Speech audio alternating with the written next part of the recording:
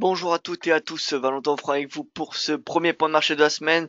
Aujourd'hui, rien de spécial de prévu, pas de titre original, simplement nous allons faire un briefing de la semaine, une revue technique des marchés comme à notre habitude.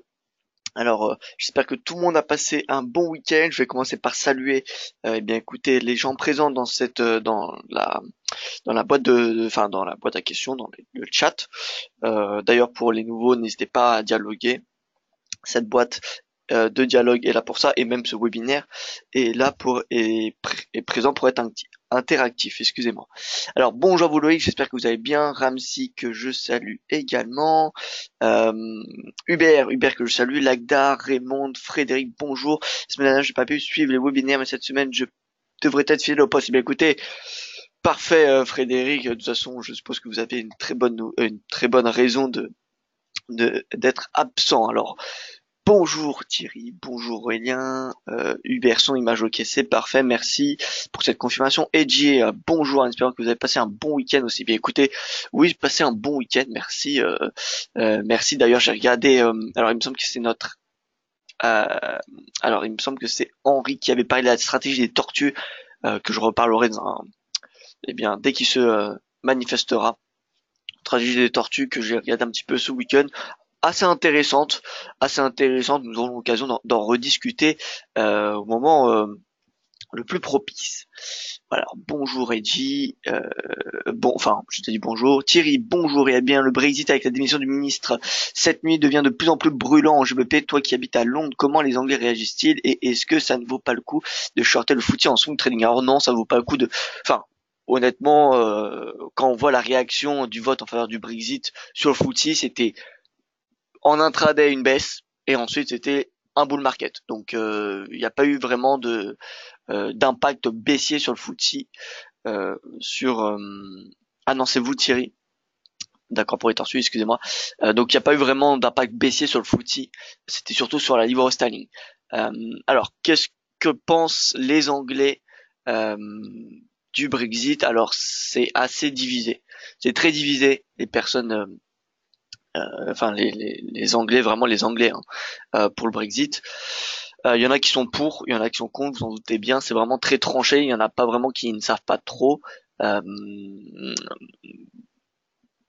En tout cas, ceux qui étaient pour le Brexit, il y a un an, se faisaient beaucoup plus entendre qu'aujourd'hui. Ça, je peux vous l'affirmer. Aujourd'hui, on entend beaucoup moins de personnes qui, euh, euh, comment dire, qui sont fiers, on va dire, du Brexit, qui veulent vraiment un Brexit. On entend beaucoup moins ces personnes-là. Voilà, je ne sais pas c'est pour quelle raison, probablement économique, mais voilà, c'est tout ce que honnêtement je peux dire. Après, au niveau des journaux, euh, comment dire, des médias, il n'y a pas vraiment de d'opinion très tranchée. Enfin, ça, après, ça dépend vraiment euh, quel média enfin quel journal vous achetez et vous lisez. Donc voilà. Mais en tout cas, on voit qu'il y a quand même enfin, on remarque que les pro-Brexit se font quand même un petit peu moins entendre. Peut-être sont un petit peu moins présents, je ne sais pas, mais en tout cas, ils se font moins entendre que qu'avant. Et pour ceux qui étaient pour l'Europe, voilà, et c'est pas les personnes qui étaient il y a un an en train d'annoncer sur tous les toits qu'il fallait rester dans l'Europe. Voilà. Ceux qui étaient pour l'Europe ne le faisaient pas vraiment entendre, ne faisaient pas vraiment savoir, alors que ceux qui étaient pour le Brexit le faisaient savoir. Voilà. Donc ça n'a pas vraiment changé au niveau des personnes qui sont pour l'Europe. Je dirais pas qu'il y en a plus qui sont pour rester finalement dans l'Europe, mais en tout cas ceux qui étaient pour le Brexit, on les entend beaucoup moins. Donc voilà, c'est la seule observation que je fais. Donc au niveau eh bien écoutez, voilà, c'est vous Thierry pour la stratégie des tortues. Bien écoutez, pour la stratégie des tortues, c'est assez intéressant. Euh, c'est assez intéressant. Maintenant, voilà, c'est pour ceux qui ne savent pas, c'est vraiment voilà, c'est une stratégie de long terme. C'est achat lors d'un breakout, lorsque le cours franchit un plus haut des 55 dernières périodes. L'idée, c'est de mettre un stop au-dessus, enfin, au, pardon, au plus bas des 30 dernières périodes et voilà, laisser courir le trade jusqu'à temps que le marché se retourne et atteigne et et voilà, il touche son plus bas des 30 dernières périodes.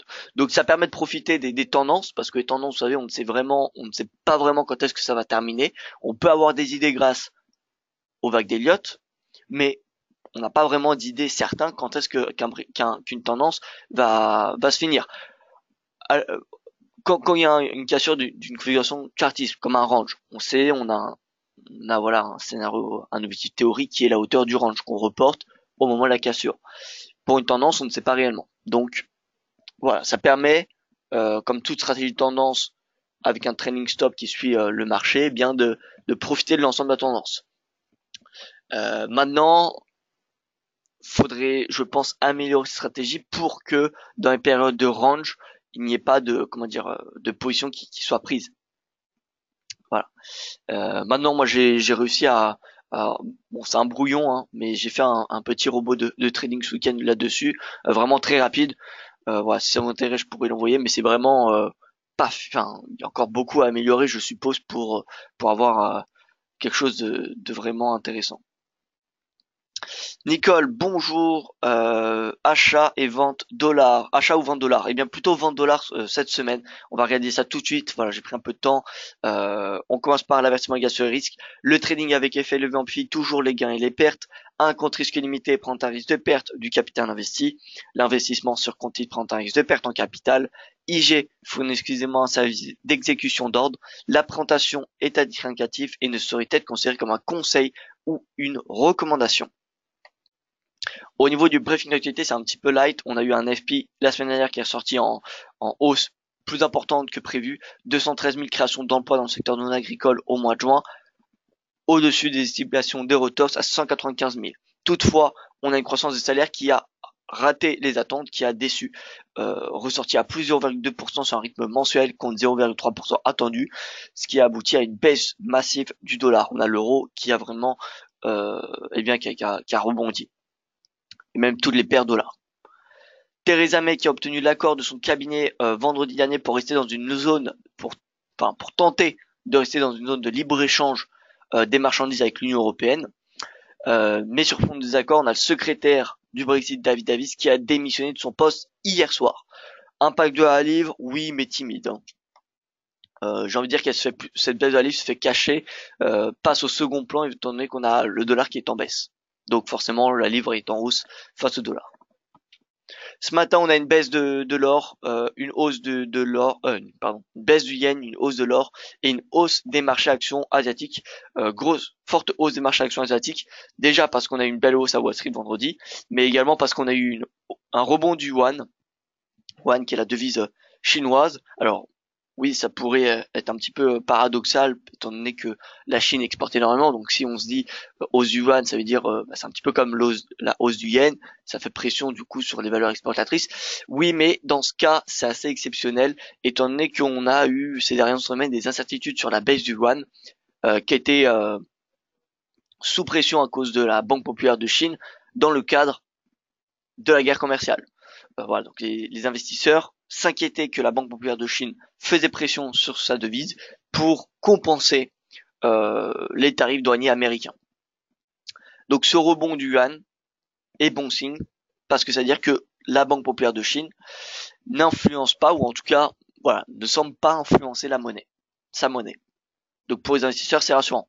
C'est les investisseurs étrangers, parce qu'imaginez, vous mettez de l'argent en Chine, vous mettez 1000 dollars, et du jour au lendemain, la Banque populaire de Chine divise par deux, dévalorise par deux sa monnaie, eh bien vos 1000 dollars ne valent plus que 500 dollars. Donc il y a beau avoir une croissance de 9%, si on vous redonne 500 dollars au lieu de 1000, eh bien vous ne serez pas très content. Donc c'est pour ça que il y a quand même ce qui freine les investissements en Chine, même si voilà la Chine tente d'améliorer. On voit qu'il y a une volonté d'améliorer depuis août 2015 ce facteur, c'est vraiment sa monnaie. Sa monnaie qui est sa plus grande force, sa plus grande faiblesse. Sa plus grande force parce qu'elle en fait ce qu'elle veut et voilà, donc du coup elle a une économie que la Chine peut concrètement plus ou moins gérer, en tout cas plus que les économies développées comme l'Europe ou comme les États-Unis. Mais d'un autre côté, au niveau des investisseurs étrangers, c'est un frein.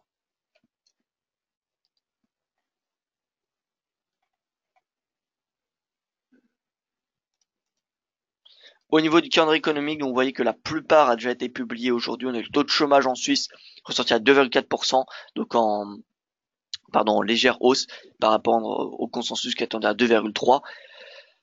Balance commerciale allemande à 8 heures qui est sortie à 19,7 milliards contre 20,2 attendus. Donc légère déception également sur la balance commerciale allemande. 15 heures, discours de Mario Draghi au Parlement à Bruxelles. 21 heures, crédit à consommation des États-Unis. Donc en clair, vraiment pas grand chose d'attendu. Au niveau des tendances, l'AUD, CHF, l'euro, le GBP, les 4 devises les plus haussières. À l'inverse, le yen, le dollar sont les devises qui perdent le plus de terrain ce matin. Au niveau de nos indices, c'est pareil. On a l'AUD, le CHF, l'euro, le GBP qui sont haussiers. Et à l'inverse, USD, CAD, yen qui sont orientés à la baisse. Également le NZD. Alors l'AUD, regardez, on a eu un beau rebond.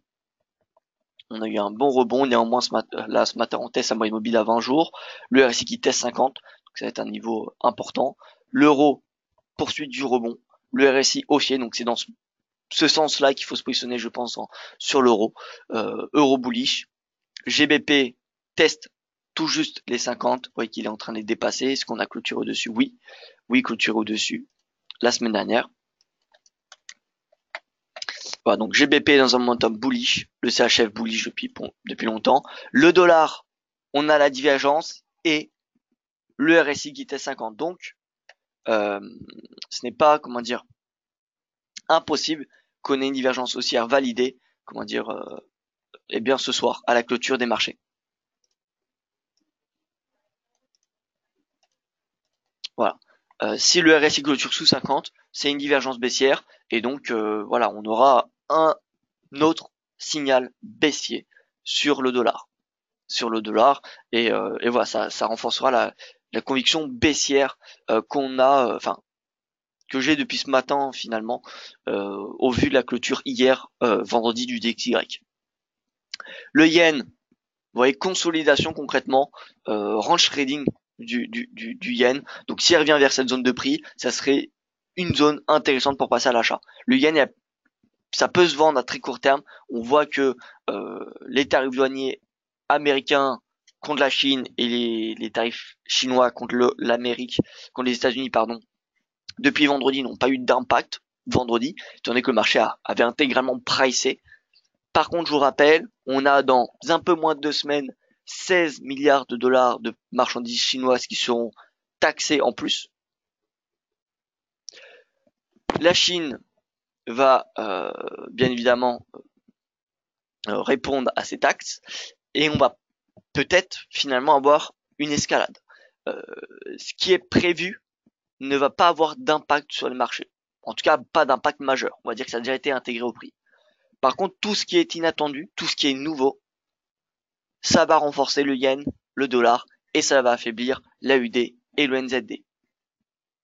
Voilà, donc pour le moment, c'est parce que on a tout qui a été pressé qu'on n'a pas de hausse du yen, du dollar. Par contre, si par exemple, au lieu de que ce soit 16 milliards qui soient taxés, 16 milliards de produits, eh bien ça en soit, imaginons 66, là, on aura une hausse du yen et du dollar et une baisse de l'AUD, du NZD. Parce que ça sera inattendu et le marché va être inquiet quant à une escalade des tensions.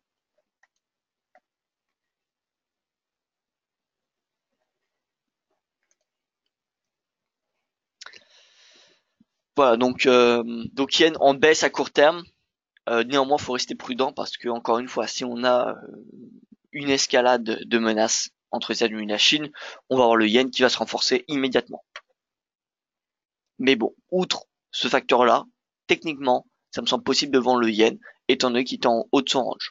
Il est en haut de son range, donc quand un cours est en range, vous le savez, la probabilité de hausse est plus élevée. La probabilité de rester dans son range est plus élevée que qu'il en sorte.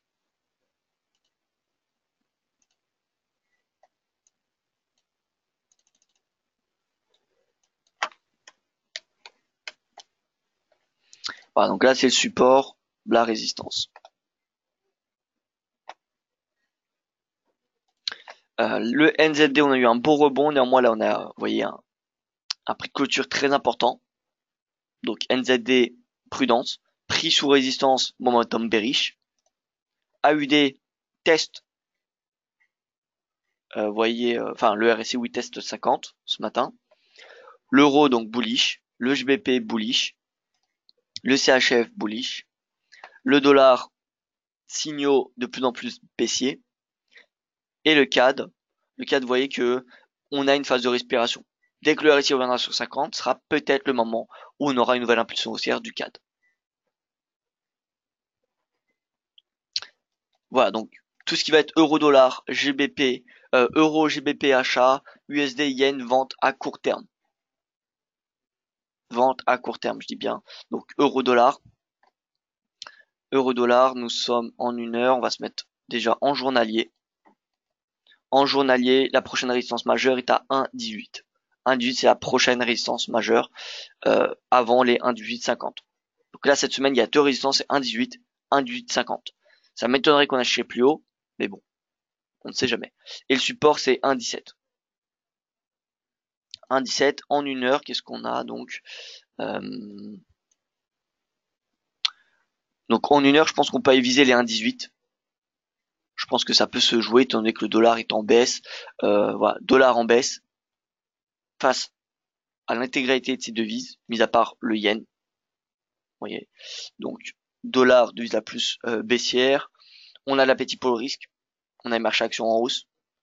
Donc voilà, c'est haussier pour les devises des autres marchés développés et baissier pour le dollar. Donc tout ce qui va être euro, GBP, CHF, AUD, NZD, voilà, c'est bullish. Ou encore le CAD, c'est bullish. Vous voyez, USD CAD perd du terrain. Donc euro-dollar boule jusqu'à 1,18. GBP USD en journalier. Donc résistance, première résistance à 1,33,53. C'est le R1 de la semaine. 1,33,53. Puis 1,34,20. C'est les deux prochaines résistances majeures. Et vous voyez que le GBP USD s'apprête à clôturer, enfin, son RSI s'apprête à clôturer au-dessus de 50. Si c'est le cas, vous savez qu'on aura un momentum qui va s'accélérer à la hausse. Donc ça pourrait être le moment, ça peut être même le moment ce matin de se positionner à l'achat afin de profiter du momentum haussier que nous avons généralement lorsque le RSI clôture au-dessus de 50. Vous voyez, après une longue période de momentum bearish, dernière fois c'était ce moment-là, on va dire, le prix clôture au-dessus de 50, on a une accélération du prix. Là c'est pareil, on a une phase en dessous de 50, le RSI qui clôture au-dessus à ce moment-là, on avait une bougie baissière le lendemain, mais ensuite une belle hausse. Voilà, donc c'est un petit peu ce qu'on peut s'attendre, je pense. Donc voilà, les objectifs que je vous dis, c'est des objectifs de très court terme pour la semaine. Maintenant, ça me semble possible que le GBP/USD revienne à 1,35 malgré ces incertitudes sur le Brexit. La baisse du dollar devrait mécaniquement faire remonter la livre sterling.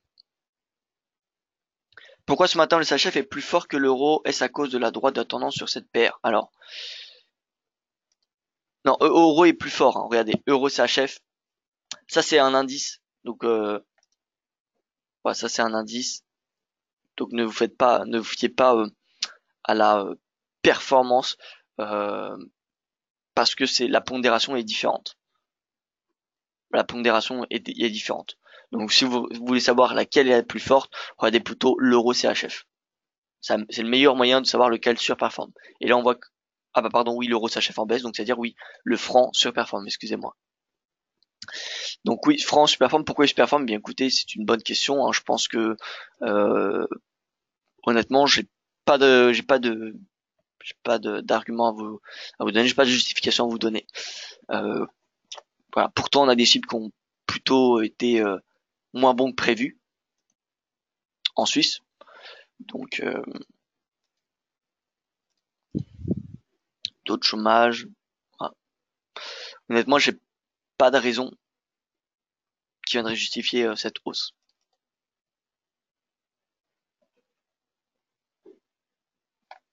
Voilà, donc Euro dollar boule, euro USD boule, USD CHF, ça peut se vendre. USD CHF, ah bah de toute façon on est déjà à la vente depuis c'est un range, hein, donc normalement voilà, parité c'est la résistance, le support c'est 0,9850 et ce qui devrait être atteint dans la journée ou voilà, dans très peu de temps normalement. Alors, on se met en 4 heures, on est sur le S1 S1 du jour. Alors ce que je voulais c'était mettre le S1 de la semaine. Ah, on est sur l'hebdo, voilà. Oui, hebdomadaire. S1 hebdomadaire. S2, vous voyez, il est à 0,9833. Donc là, on a une forte zone de résistance vers 0,9850, 0,9860. L'USD yen, bon ben vous voyez, hein, l'USD et l'yen, c'est deux devises les plus baissières. C'est deux devises les plus baissières ce matin, donc on n'a pas vraiment de tendance. Pour moi, une tendance, faut prendre les deux extrêmes. Donc, devise la plus baissière face à devise la plus haussière. Donc, en l'occurrence, l'AUD dollar, AUD yen, c'est la devise la plus bullish, la plus en tendance. Donc USD yen, il n'y a pas grand chose à faire. Si ce n'est, je trouve à moyen terme, ce qui est intéressant, c'est de vraiment shorter la résistance à 111,20. Aux environs de 111, l'USD yen est intéressant à vendre. Et l'USD CAD, voilà, l'USD CAD, moins 0,08%, on voit qu'il n'y a pas vraiment de momentum. On va faire une analyse dessus. Mais voilà, je pense que le biais, il est plutôt baissier à court terme, jusqu'à 1,30. Vous voyez qu'on a une ouverture sous le pivot hebdomadaire et le S1, première résistance à 1,3040. 1,3040, donc on a 60 pips de baisse à l'horizon. Attention toutefois à, vous l'aurez vu, la divergence.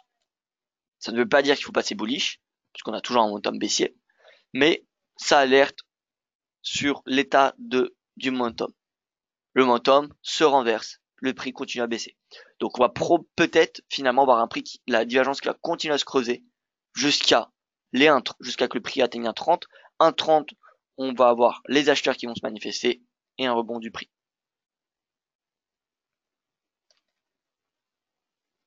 L'euro GBP, que faire? Alors, en journalier, on est toujours dans ce canal. On n'a pas d'objectif. Enfin, pas de signaux, pardon, sur du journalier. Sur du 4 heures, pareil, hein, on a un momentum qui est flat, finalement, il oscille, hein, ce momentum autour de 50. Voilà, euro GBP, pour le moment, je pense que ça a laissé de côté. D'un point de vue de l'analyse technique uniquement, bon, étant donné que l'euro GBP évolue dans un canal baissier, faut plutôt privilégier la vente. Et étant donné qu'il est en haut de ce canal, c'est mieux de shorter l'euro GBP. Mais je trouve qu'on n'a pas suffisamment de signaux. On n'a pas suffisamment de signaux, donc dans un range, c'est intéressant de mettre un stochastique. C'est ce que nous allons donc faire.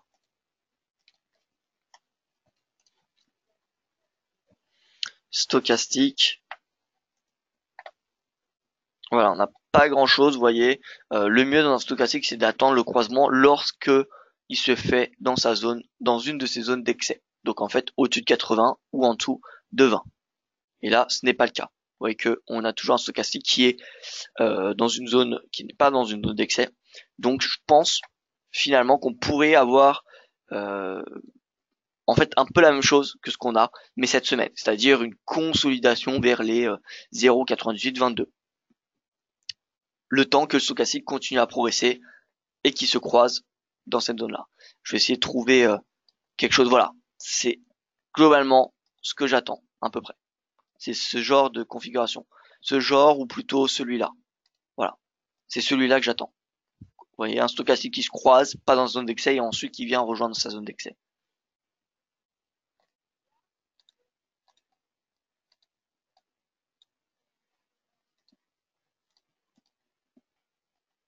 Je vois l'euro dollar boule jusqu'à 1,2030 ou du Uber. Alors, moi personnellement, j'ai plutôt une conviction haussière sur l'euro dollar. Maintenant, voilà, vraiment, ça dépend des menaces commerciales américaines. Comme vous le savez, s'il y a des nouvelles menaces commerciales, le dollar devrait s'apprécier. Donc, ça me semble compliqué qu'ils viennent chercher les 1,2030. Ça me semble possible pour, on va dire, dans 2-3 mois. Mais pour ce mois-ci, ça me semble peu probable. Après, ça reste possible. C'est quoi l'idée de fond de cette guerre commerciale? Alors l'idée de fond de cette guerre commerciale, Uber, c'est réduire la balance commerciale américaine et rapatrier des emplois manufacturiers des emplois manufacturiers aux États-Unis. Voilà, c'est le programme de Donald Trump pendant sa campagne. Rapatrier des emplois manufacturiers aux États-Unis. Sauf que le problème, c'est que si vous voyez le taux de chômage à 4% aux États-Unis, va falloir commencer à trouver la main d'œuvre. Donc, au bout d'un moment, s'il n'y a plus de main d'œuvre, et d'ailleurs, attendez, je vais vous faire voir un graphique, une étude que j'ai réalisée la semaine dernière, un petit graphique.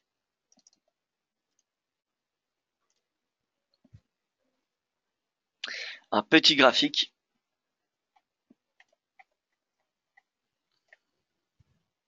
Voilà, donc ça c'est le spread du 2 ans, 10 ans US en noir et le taux de chômage. Et vous savez que quand le spread atteint 0, on avait 9 fois sur 11, 9 fois sur les 11 derniers signaux, une récession.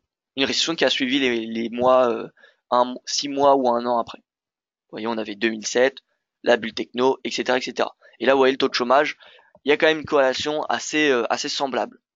Une corrélation assez positive, j'ai envie de dire. Alors, c'est pas parce qu'on a un bas taux de chômage qu'on va avoir forcément une récession, mais on a quand même deux signaux qui précédaient des récessions, qui s'approchent, eux deux, de zones, on va dire, qui alertent.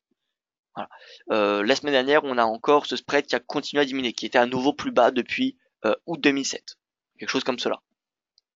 Voilà, le spread entre le 10 ans et le 2 ans américain n'est plus que de 0,26 points. À mes dernières connaissances, on va regarder ça tout de suite. US 10 ans moins US 2 ans. 0,29 pardon. Il a rebondi. Vous voyez que la semaine dernière, il avait fait un plus bas à 0,267. Donc voilà, au bout d'un moment, taux de chômage, c'est bien de se battre pour le taux de chômage, mais il n'y a pas. Aux États-Unis, en tout cas, ça peut être, on l'a vu dans le passé, taux de chômage en dessous de 5%, c'était pas excellent ce qui a suivi par la suite. Alors, ça ne veut pas dire, faut pas résumer le fait que taux de chômage égale récession, mais en tout cas là on a deux facteurs qui ont signalé une récession pour la bulle techno et pour, enfin deux crises pour la crise techno et la crise des subprimes. Donc voilà. GBP USD grosse résistance 1,3330. Oui, maintenant je pense qu'il va aller atteindre cette résistance UBR et même la dépasser. Comme le taux de chômage est bas aux US, la main-d'œuvre supplémentaire, les US les ont 11 à 12 millions d'illégaux aux États-Unis, donc une grande partie de Mexicains et Américains des Caraïbes ou de l'Amérique centrale. Et pourtant, taux de chômage bas égale bonne consommation, non. Alors, deux questions qu'on a ici.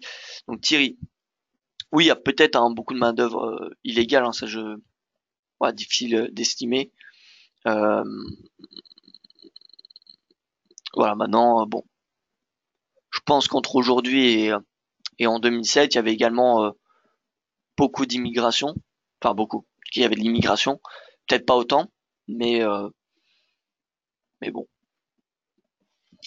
moi, je sais pas trop quoi vous dire par rapport à ces 11 ou 12 millions de main-d'œuvre disponibles grâce à l'immigration illégale.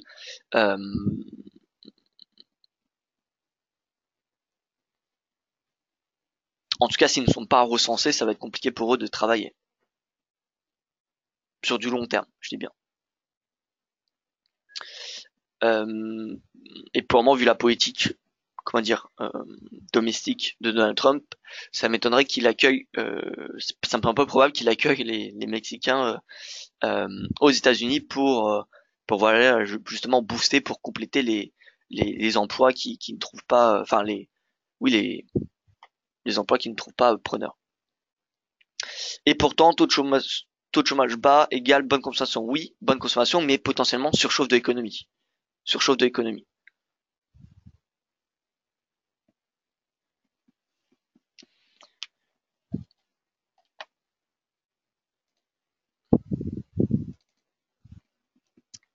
Donc, je sais pas pourquoi nous on est venu sur ce sujet-là, mais en clair, vente du dollar, achat de l'euro, du GBP et de l'AUD en intraday. Donc l'AUD, on va regarder dans un petit instant.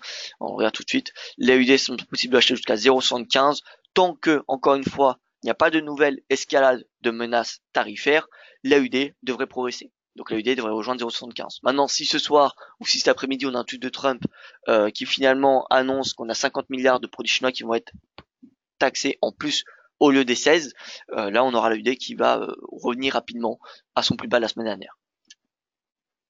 Mais bon, pour le moment ce matin, on a clairement de l'appétit pour le risque et donc c'est achat euro, achat BB, achat AUD, vente yen et dollars. Les marchés actions européens qui progressent, ils progressent alors que l'euro est en hausse. Ce qui veut dire qu'il y a clairement de l'appétit pour le risque. Il y a énormément d'appétit pour le risque. Voilà, on a le pétrole qui est en hausse, l'euro qui est en légère hausse, qui corrige sa hausse, hein. L'euro, vous voyez qu'il ouvre, marché action européen qui ouvre en baisse. Mais bon, on a quand même les marchés actions qui sont en hausse. 5400 pour le CAC, 5400 pour le CAC. Alors, je pense qu'il a des chances de revenir chercher le haut de ce canal. Donc en clair, le R1 de la semaine à 5442. Ça va être l'objectif pour la semaine. Encore une fois, l'objectif tant qu'il n'y a pas de nouvelles escalades de menaces.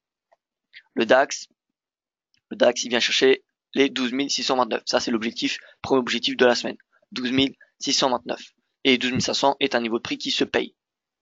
D'ailleurs, vous voyez, on a eu une ouverture avec un gap haussier et ça corrige ce matin.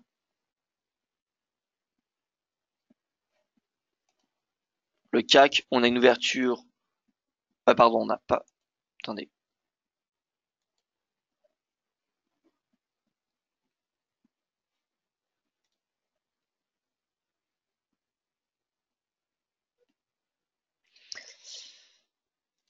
Alors le CAC 40, donc oui, ouverture. Alors je me mets en journalier.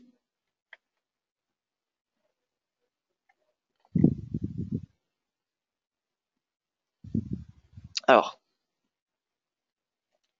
tac.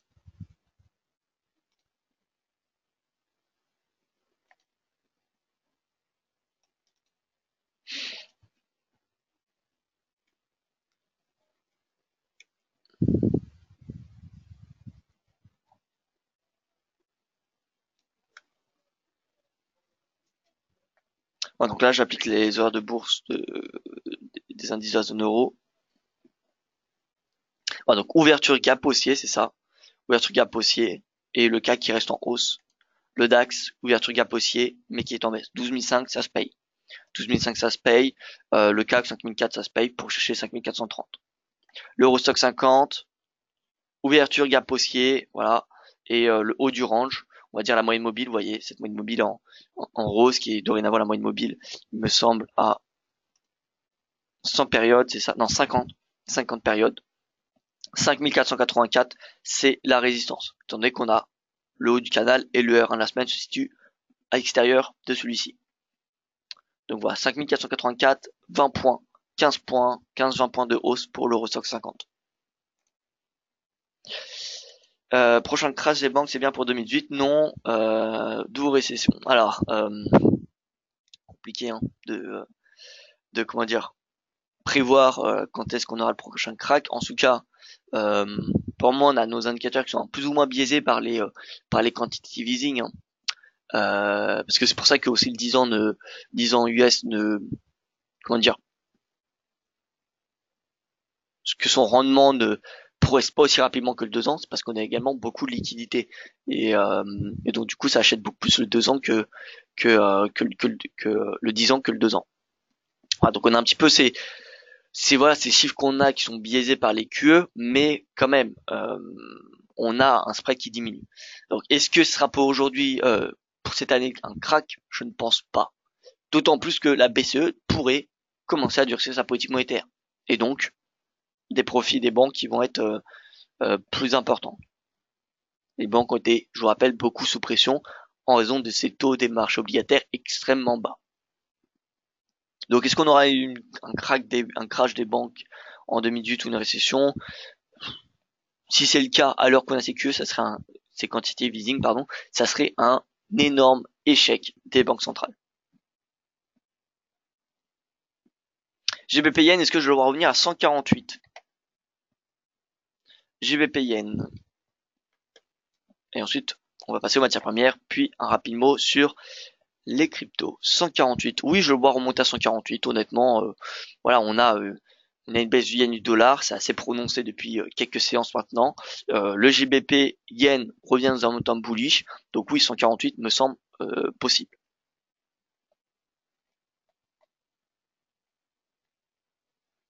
Voilà, donc marché action en hausse.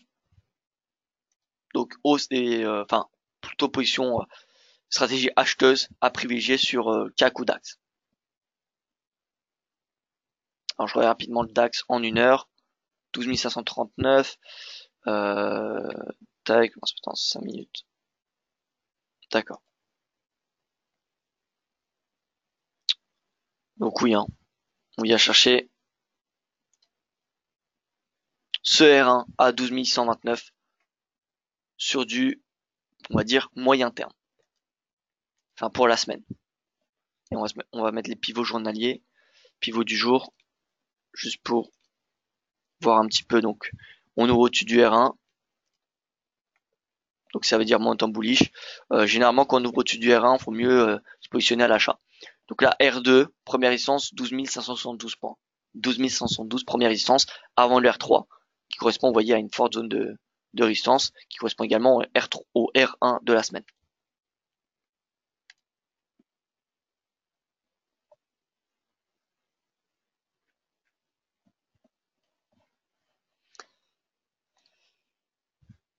Au niveau des matières premières, donc on a l'or qui se retourne en même temps que l'euro. Forcément, si l'euro se retourne, si l'euro se retourne, c'est-à-dire que le dollar monte et donc que l'or baisse. Donc on voit que l'or est sous pression depuis l'ouverture du marché européen. Depuis l'ouverture du marché européen, il semblerait que le dollar soit acheté,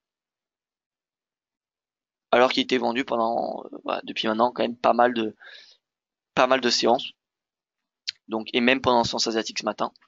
Donc voilà, l'or, le dollar qui est acheté ce matin, l'or du coup qui est sous pression, l'euro également. On pourrait avoir un retour au R1 du jour, mais moi je garde mon biais haussier sur l'euro et donc sur l'or et baissier sur le dollar. Pourquoi? Parce que ces clôtures du Dixie, clôture en dessous de ce canal, en dessous de ce support, euh, grand chandelier baissier, RSI sous 50 dollars, quand même pas mal de signaux baissiers. Donc oui, on a un petit rebond du dollar ce matin à l'ouverture des marchés européens, mais on a suffisamment de signaux baissiers pour privilégier la baisse. En tout cas, c'est le sens que je privilégie pour cette semaine, tant qu'on n'a pas d'escalade de nouvelles menaces tarifaires. Donc l'or, on cherche des points, des creux pour se positionner à l'achat. Donc le R1 du jour, 1258, peut-être un niveau de prix intéressant, tout comme le pivot à 1255. Et la résistance, eh bien c'est le R1 de la semaine, vous voyez à 1264, ça c'est l'objectif pour la semaine. 1264 dollars.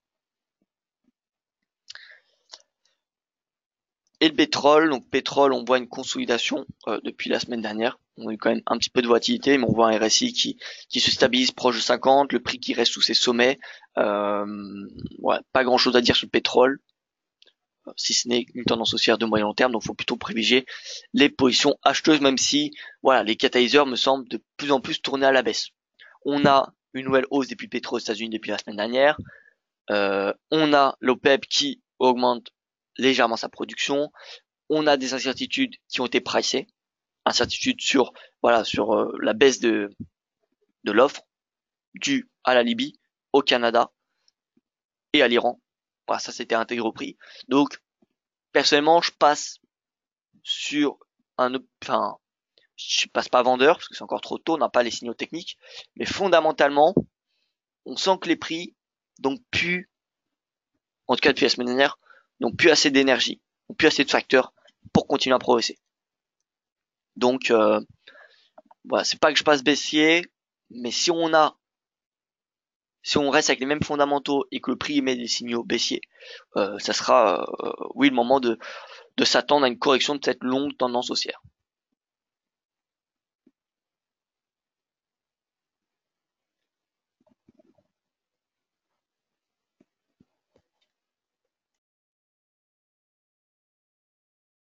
Ça, ce topo, bien évidemment, est également valable pour le brut. D'ailleurs, vous pouvez voir que, encore une fois, pour le RSI, les zones de survente sur achat, Regardez, le RSI qui rentre dans sa zone de survente, de surachat, c'est pas pour autant qu'on a un prix qui s'est retourné. On a eu une hausse qui a suivi quand même assez importante. 4%. Donc voilà. Juste pour vous faire voir encore une fois que les zones d'excès ne sont pas immédiatement synonymes de retournement. Pareil pour ici. Pareil pour ici. Voilà. Là, on avait des zones, le RSI qui arrivait dans une zone d'excès. Et on a eu quand même des hausses qui ont suivi. Donc c'est pas parce qu'on arrive dans des zones d'excès qu'on va forcément avoir un retournement. Ça, c'est un petit peu, c'est ce qu'il faut vraiment retenir du RSI, puisque y a vraiment, on voit beaucoup sur Internet le fait que dès que le RSI arrive au-dessus de 70, c'est un signal vendeur. Non, c'est dès qu'il en ressort. Là, en l'occurrence, pourquoi pas, pourquoi pas. Mais dès qu'il arrive dans une zone d'excès, c'est pas le moment immédiatement de se positionner à la vente. Et donc pour les cryptos, on fait rapidement un tour sur Bitcoin. Alors, on va se mettre sur TradingView. Voilà, Bitcoin au-dessus de la moyenne mobile des 30 derniers jours, donc du mois. Vous voyez que bon, on n'a pas eu la cassure qu'on voulait la semaine dernière. On est en train de le faire en ce moment, mais c'est parce qu'on a eu, voilà, on a eu, comment dire, un prix des 20 dernières périodes qui a forcément descendu un peu haut, et donc c'est normal que ça fait descendre la médiane.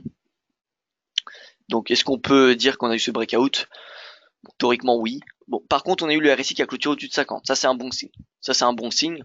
C'est un bon signe. Donc c'est de ce fait, rien que de ce fait, c'est, on va dire, envisageable de se positionner à l'achat. Il n'y a pas les signaux que j'aurais aimé avoir, c'est-à-dire franchissement du prix de cette médiane, mais pas parce que la médiane descend, parce que le prix est bullish. Parce que là, si vous voyez que prix de clôture, si on prend la médiane de la semaine dernière, 6767, clôture 6761 hier. Donc vous voyez que si on avait gardé la médiane de la semaine dernière, on n'avait pas eu ce breakout. Donc voilà, c'est le seul facteur qui est un petit peu dommage. Mais bon, vu que le RSI passe au-dessus de 50, c'est possible qu'il continue à progresser jusqu'à 7000, on va dire 7500 à peu près.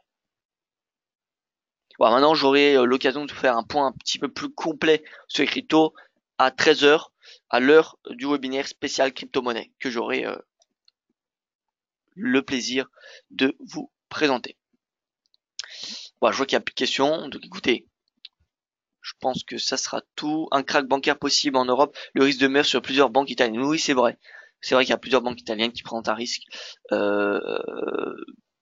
C'est vrai. À voir. Écoutez, moi je ne pense pas. Maintenant, oui, c'est clair qu'il y a un risque. Voilà, écoutez, merci pour votre attention. Je vous souhaite une excellente journée. Si je devais résumer, appétit peu au risque, hausse des marchés actions européens, hausse de l'euro, du GBP, vente du dollar, du yen, achat également, pardon, de l'AUD. Et voilà, voilà un petit peu pour mon sentiment des marchés ce matin, ce lundi matin. Voilà, excellente journée à vous. Rendez-vous à 13h pour mon prochain point de marché. Et sinon, eh bien écoutez, demain matin pour ma prochaine revue des marchés.